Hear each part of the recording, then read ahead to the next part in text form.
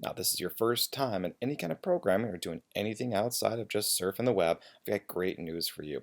We're not going to be doing any programming in this course. Yeah, you heard me right. No programming. Confused? Well, guess what? HTML is actually a markup language, and you'll be doing coding, not programming, so hopefully that sets your mind at ease. Now, programming refers to code that actually executes something, like when you fill out a contact form on a website, that gets sent to somebody, or maybe an application that uses a password to let you into the website, or maybe just something that adds two numbers together. That's programming, because it actually performs an action when you run it. Now, HTML is more like a word processor. It uses it to style a web page and lay things out and give them color and placement on the page. This is kind of like a magician giving away their secrets. I'm going to show you the magic that makes up a web page.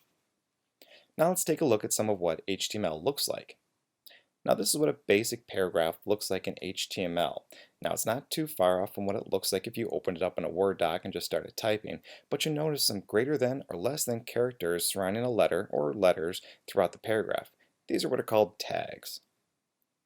These tags are used to tell the browser how to display something. Now for instance, in this example, you're going to see a paragraph of text that starts out with a less than sign, followed by the letter P, followed by the greater than symbol. Now this is what tells a browser to start a new paragraph. At the end of the paragraph, you're going to see almost that same series of characters, but with a forward slash before the P. This is what tells the browser to stop the paragraph and start something new. Now this could lead to a new heading, a new paragraph, an image, or just be the end of the page.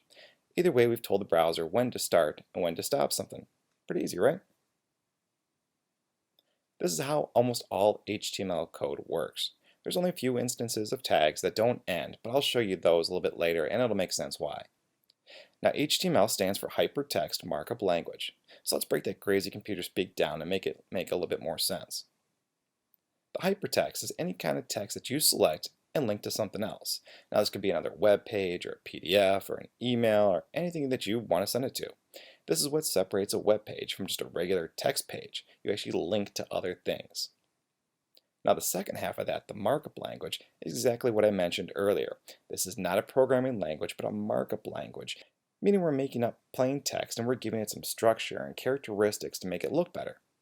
So back to our example, if you feel you're not remembering to close every tag that you open, think of HTML as standing for Hamburger Text Markup Language. And picture your tags as being the buns of a hamburger. If you put one on top, you need to put one on the bottom. Otherwise, it's not really going to be a hamburger. It's going to be just kind of a messy meat thing, right? Okay, ready to move on?